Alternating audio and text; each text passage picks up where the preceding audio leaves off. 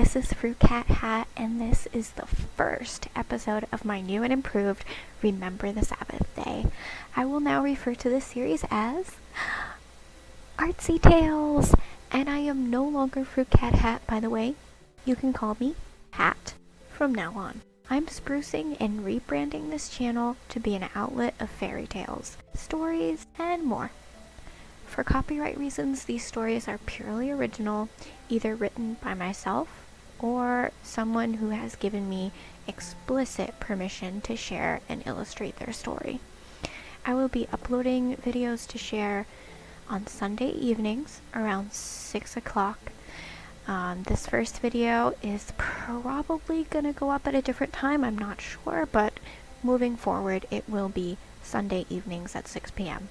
Now, let's get started. Get your creative tools, whether that's a paintbrush, pen, pencil, sculpting clay, carving, digital tablet, knitting, crochet, sewing, felting, scrapbooking, and all other art tools that I have not mentioned yet. And let's begin.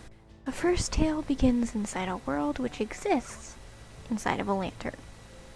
I know, it's kind of like, that unnamed author that imagined tiny creatures within a snowflake.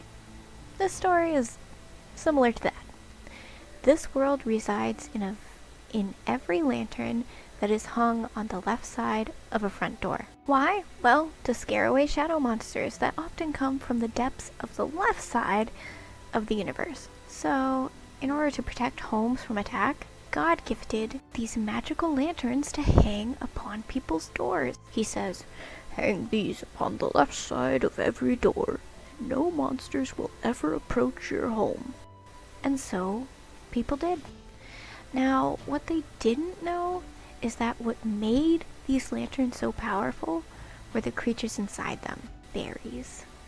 Billions upon billions of fairies, unaware of how they affected the surrounding world. These fairies had magic dust, which glowed like the moon. And they did this because their bodies consisted of only two properties, dandelion and joy, which you should know creates light.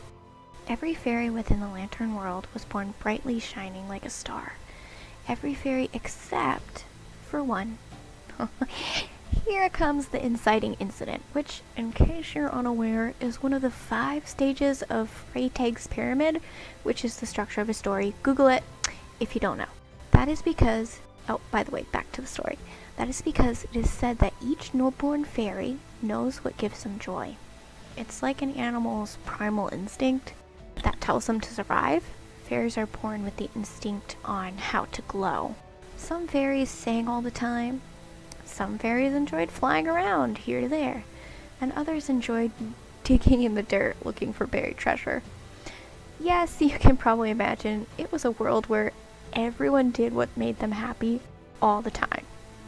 It's like holidays on Screech. Honestly, if I lived in a world like this, I'm not sure I could handle it. Imagine getting up and having a house just filled to the brim with baked goods because your mom loves to bake and doesn't stop, ever. It's kind of like that.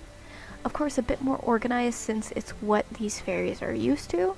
So instead of having a house filled with baked goods, the fairy would probably give some to their neighbor, friends, family, local businesses, anywhere they could to, spread them out.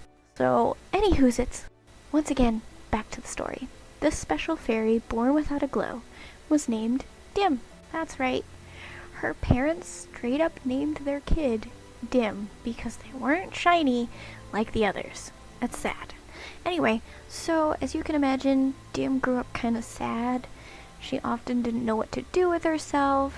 Her father, let's back up. She often didn't know what to do with herself. So she would occupy herself with what her parents did because she's trying to discover her glow and she's thinking, well, maybe if I do what my parents do, I'll start glowing. Her father was a researcher as he loved to read, and all he did was read loads upon loads of books. He tried to get her to read with him, but despite Dim's best efforts, reading didn't ignite a single spark within her. Now, on the other hand, her mother was a farmer because she enjoyed growing things. So her mom often had Dim help her with caring for the plants. And while Dim thought her mother's garden was beautiful, it still didn't ignite a glow within her. So Dim's going about most of her childhood, if not all of her childhood, just copying her parents, hoping that something magical will happen and she'll glow. One day, Dim goes on a walk. She had spent so much time with her parents trying to find her glow, she was exhausted and needed a breather. Nearby, where she lived, was a small forest filled with all sorts of glowing creatures. Maybe they could teach me how to glow, she thought to herself. It wasn't long before she came upon a wonderful sight. On a log sat two tiny little mushroom creatures with fluttering, adorable, sparkly wings. They sat there staring at the trees and flowers. The more these small shrooms sat, the brighter they shone. Dim slowly approached them, hoping not to scare them away. But her foot snapped a twig. The two little mushrooms jumped and flopped around in surprise. Dim took a deep breath and slowly sat down on the log next to them with a smile. For a moment, the two shrooms paused and stared back at her with wide eyes, like, "What are you doing?" But after realizing that Dim would not harm them, they settled back down and sat once again staring at the forest.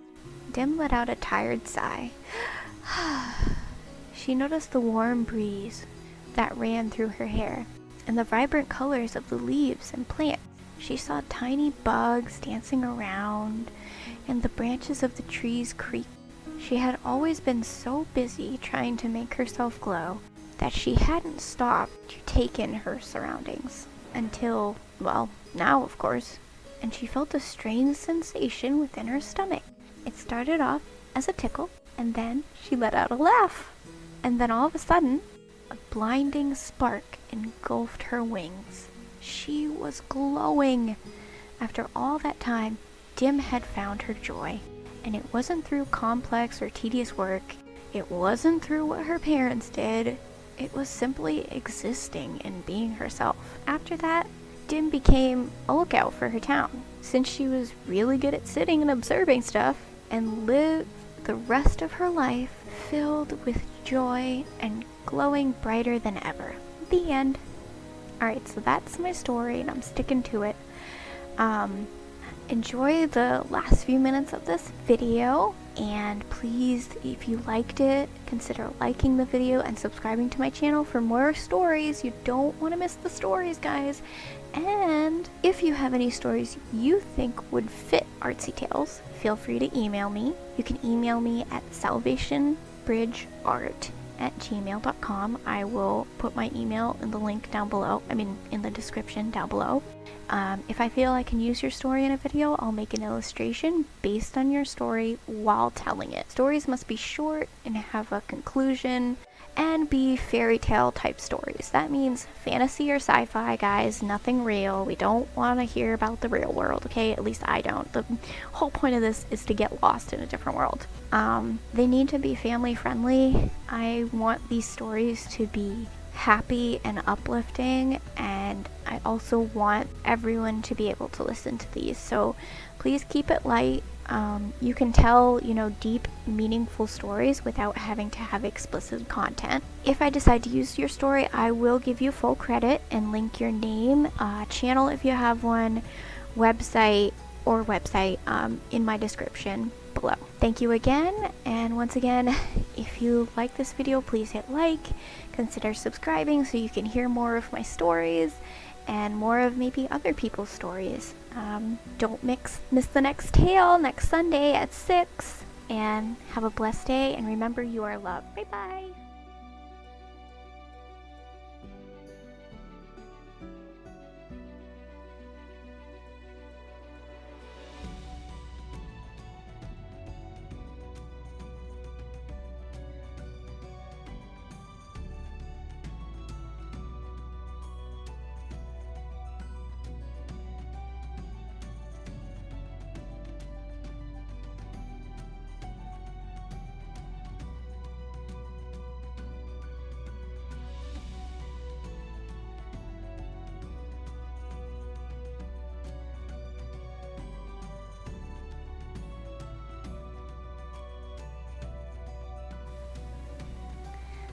Thank you for joining me, and I hope you will join me for the next tale.